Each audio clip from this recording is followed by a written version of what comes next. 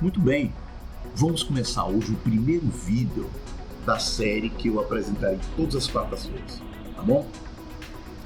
E para nós começarmos, eu vou tomar esse conteúdo, eu vou falar sobre o comunismo. Esse tema vai ocupar os próximos 3 ou 4 vídeos, tá bom? E o que foi que me levou a eu criar esses vídeos das quartas-feiras? Simples. A constatação do que está acontecendo no mundo, onde as redes sociais, a internet, deu voz a qualquer um. Isso é bom. O problema é quando as pessoas começam a falar de coisas que elas não têm a mínima noção do que está falando. O conhecimento é zero, mas elas emitem opiniões. E muita gente, a gente sabe disso, eu comentei isso no vídeo, fake news, muita gente se aproveita disso para poder fazer a manipulação. Então, o que é que eu vou fazer nesse vídeo de hoje? Eu vou unir o útil ao agradável. O agradável é falar de história, né?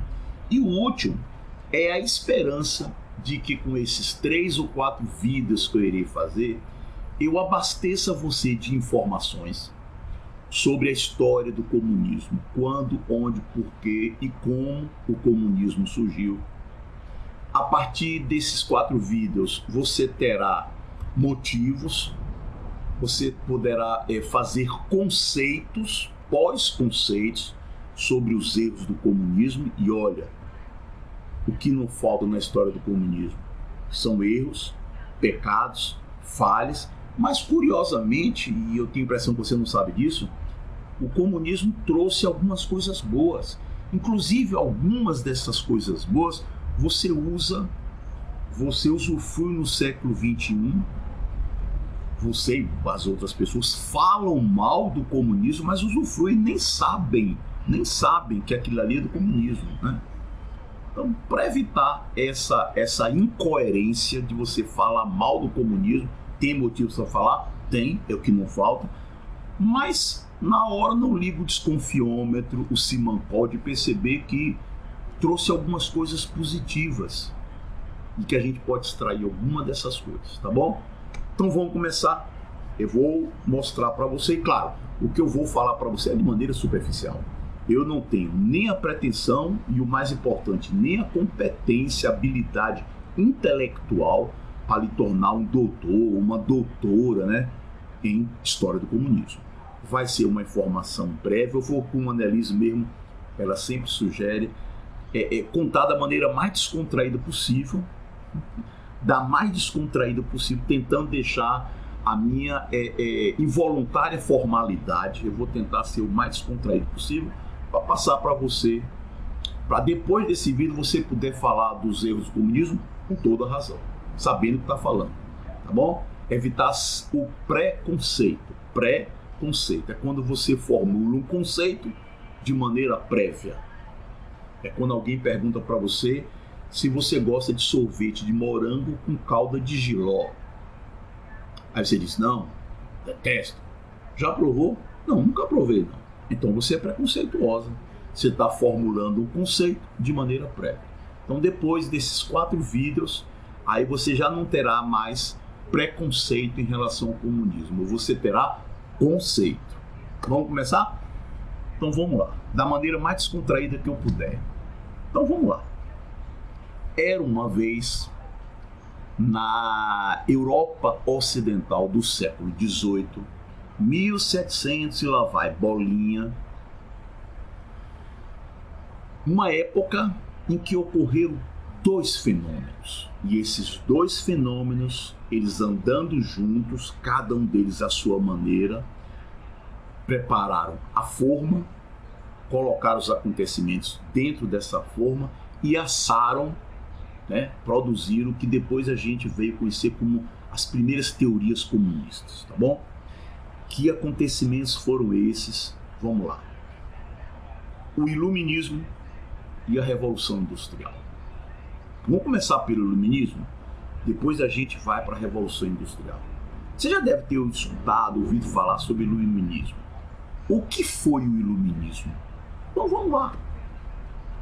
O Iluminismo foi uma corrente de pensamento de filósofos que no século XVIII, né, influenciados, é claro, por acontecimentos históricos, mas que a gente não vai comentar aqui agora porque foge, os caras começaram a pensar, a acreditar e escreveram que era possível, eles acreditavam que o homem poderia, através da racionalidade, da razão, da ciência, se libertar de muitos dos males que afligiam o ser humano naquela época.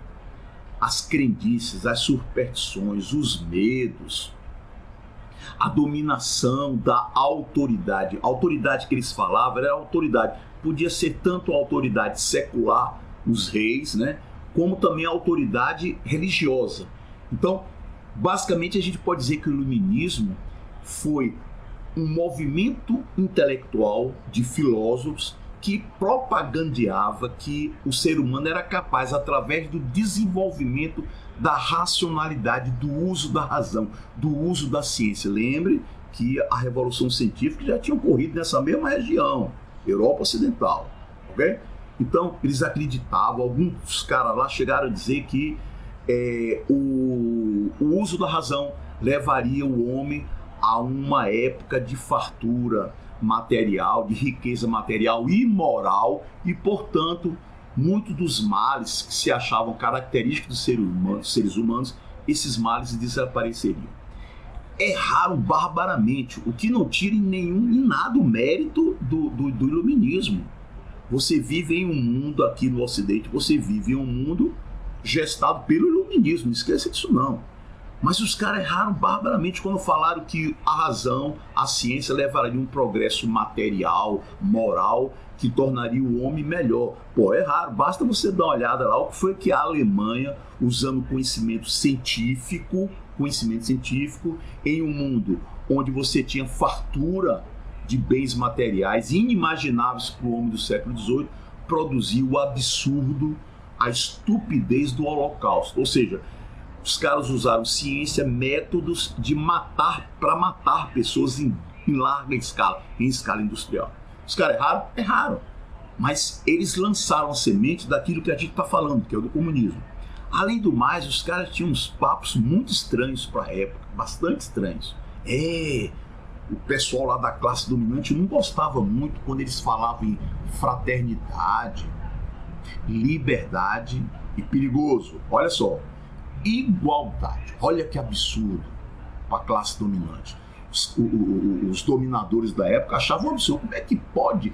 Esses caras, os iluministas, ficam dizendo que todos os seres humanos são iguais, entendeu? Que existem direitos fundamentais inerentes à natureza humana. Esses caras tão loucos, eles falavam. Como é que pode eu, um nobre europeu, ser igual a um plebeu, a um índio americano, a um africano? Esses caras tão loucos. Olha só você. E a gente vê hoje no século XXI muita gente, mas muita gente, perguntando para que serve a filosofia. A filosofia é só poesia, né? Costuma-se falar isso, né? Que esses caras, eles andam, eles vivem nas nuvens, eles não têm os pés no chão, não têm contato com a realidade. Você acha mesmo isso? Então, deixa eu lhe fazer uma pergunta. Vamos lá. A pergunta não, eu vou mostrar um fato para você. Hoje a quase totalidade da humanidade, tirando o pessoal de extrema direita, isso aí a gente sabe muito bem, a white power, né?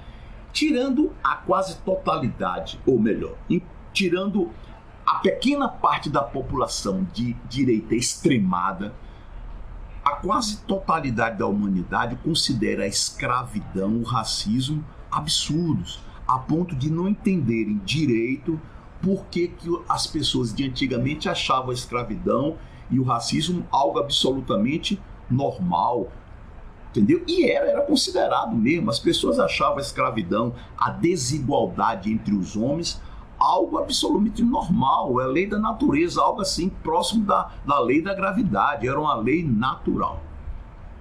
Por que você vive em um mundo onde a escravidão ainda bem é considerado um absurdo, o racismo é considerado um crime absurdo, por causa de uma coisa chamada filósofos que começaram lentamente a propagar essas ideias de igualdade entre os seres humanos. No caso, filósofos iluministas. A próxima vez que você for perguntar para que serve filosofia, pense nisso.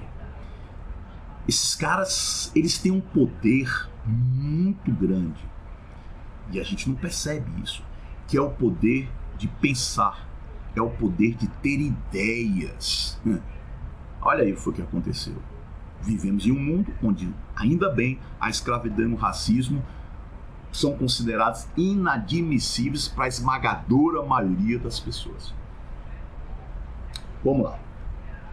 O século XIX entrou com essas ideias de igualdade, fraternidade, liberdade, igualdade e com essa crença no desenvolvimento científico. Preste atenção, crença na ciência. Karl Marx vai ser influenciado por isso. Vamos para outro acontecimento? Revolução Industrial. O que foi a Revolução Industrial? Inglaterra, tem que ser Inglaterra, não pode ser outro país, não foi outro país. Porque isso aí depois a gente pode até discutir por que a Revolução Industrial ocorreu na Inglaterra na segunda metade do século XVIII, tá bom?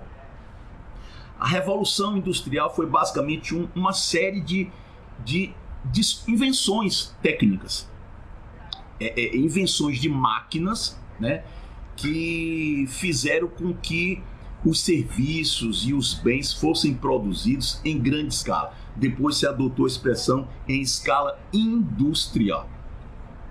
Ok? Você tinha na agricultura as máquinas colheitadeiras, né?